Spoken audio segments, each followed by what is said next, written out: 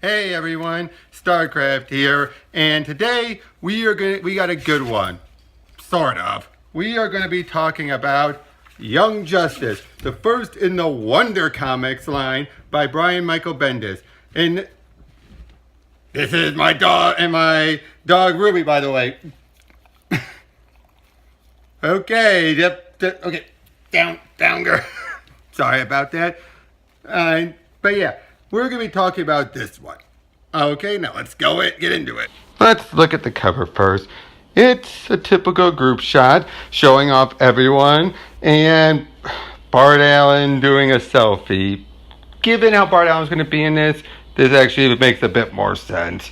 We open up with someone coming up to and talking to someone, just mentioning how the Earth has gone through many events, that they have had multiple changes, 7 crises.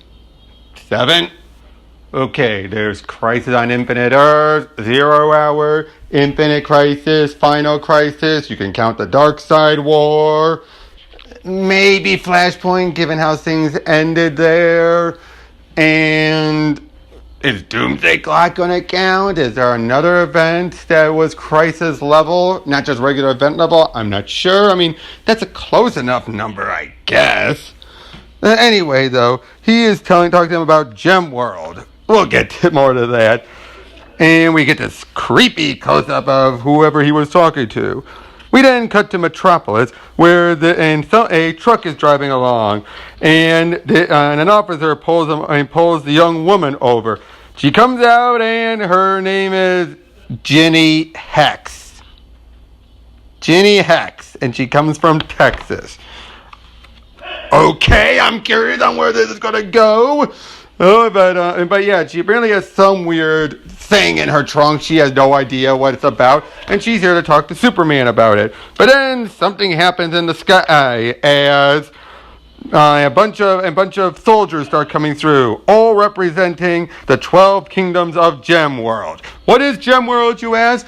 Well, it is no, not that Gem World. Look. Gem World is a series created around the 80s, focusing on a young girl named Amethyst. No, not that one! This one! Oh, boy. Yeah, that's going to get a little confusing. I openly admit. Gem World, Amethyst. Don't worry there. I don't know about any garnet or pearls. But anyway, it was created in the 80s, and it basically is all about this girl having wild adventures. So to have them see here is interesting. Anyway, Ginny decides to start shooting at them, trying to help out, when all of a sudden then we have Robin showing up. It's Tim Drake in a new design, and I like it. Yeah, Robin. Well, one of them. Then he starts just joining in on the attack as Ginny starts the shooting. And everyone is starting to freak out. Someone gets smashed through into a restaurant. This is the same restaurant from the DC Nation store and little story that Bendis did with Jim Lee's artwork. They even say, I'll call the insurance guy. Again. Okay, that is a cute callback. I will give it that. We then rewind to 4 minutes ago, where Tim just arrives and he meets Cassie Sandmark. Oh, and they start acting like they've known each other. And okay, I'll get this out of the way. This is going to be a recurring issue throughout all of this book. They act like there's a long-standing history between these guys, and we're just meant to take them on face value. I mean, I get it. Rebirth did start to bring back a bunch of the pre-New 52 stuff, but this is ridiculous. There is no context. We don't know what's different, what's changed. They say Zeus is still, and Cassie is still Zeus's granddaughter, even though, yeah, that still doesn't fully add up in the context of everything, and Zeus is still dead since James Robinson's Wonder Woman. But anyway, she's basically just being unsure of why she's there. Tim is basically trying to convince her, come on, start up again. When the action kicks in, yeah, she basically at first doesn't seem to be doing and wanting to come in. We then get a 12 panel grid of Tim just kicking the ass of people.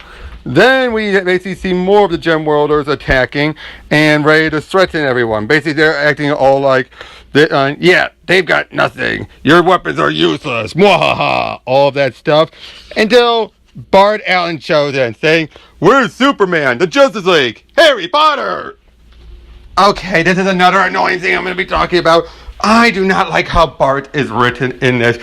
Bart could be hyperactive and all that, but this Bendis makes him come off completely like a guy in a sugar rush. And again, yeah, he's impulse. He was always impulsive, but this gets a little too much for me. I don't know. I would prefer my Bart to be, yes, reckless. Yes, a bit hyperactive and all over the place, but to the point where you're wondering if he's breaking the fourth wall. I mean, I love this 2-page splash. I love it. Patrick Gleason's artwork is amazing, but seriously, what is going on with him?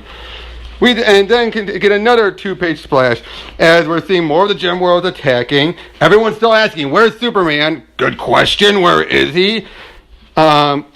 Little rewind for a moment. I did love Maggie Sawyer's appearance in here as well. I love Maggie ever since the post-crisis era. Her with the Metropolis Special Crimes Division. I love it. But anyway, Ginny is back and back to back with Robin. He even asks her, is that a real gun? Real bullets? You got anything less lethal? Then at the same time, Kathy shows up as Wonder Girl. She starts kicking ass. And basically, yeah, they start to continue fighting it out. We start to get another page as a new Green Lantern shows up. Now, look at the cover. It looks like she's utilizing that prototype lantern gauntlet. How the heck she got it when it was mostly destroyed and Hal absorbed a lot of its energy, I don't know. But she called herself the Teen Lantern. And yeah, interesting. But anyway, Ginny opens up the box and looks in and finds a weird ray gun. Okay. And then we start getting everything going on. Everyone's shooting. Everything's just going fine, crazy. Tim apparently knows Bart. They have a history. And yeah, again, I don't get what is going on here at all. Then you just simply have Bart yelling, "Young Justice is back!" Back? Again, what do you mean by back? This is just completely confusing. That you never had a Teen Lantern and a Ginny Hex on the original incarnation. So, again, what is going on here? Then the Gem Worlders decide to retreat, putting up a acting of saying, "Oh, we will take it as a forfeit. This is embarrassing." They all then charge in, Bart trying to come up with a catchphrase. Okay, I love how they're riding on Ginny's truck. That is funny. And then they chase them through, make it in, and it looks like everyone's been separated. We cut to Tim arriving, and he meets up with Amethyst.